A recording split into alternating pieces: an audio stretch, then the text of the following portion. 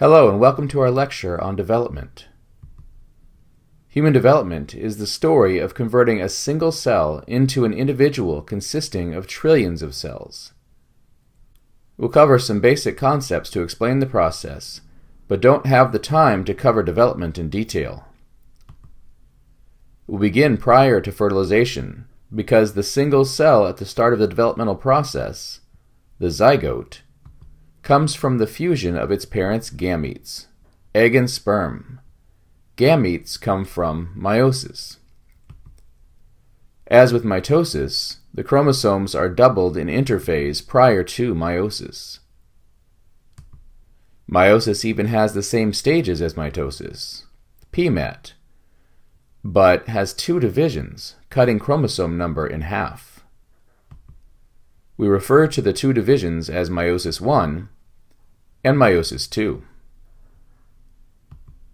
Meiosis I separates homologous chromosomes, resulting in two haploid cells with duplicate sister chromosomes.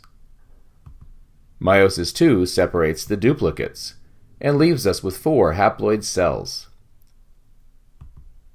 We won't cover the stages in detail. We'll focus on the importance of meiosis instead.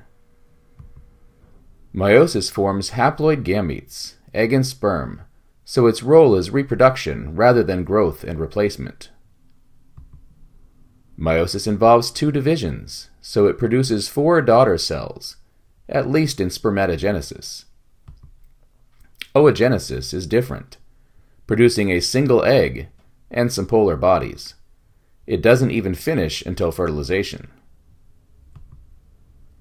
Because homologous chromosomes are separated in the first division, the daughter cells are haploid.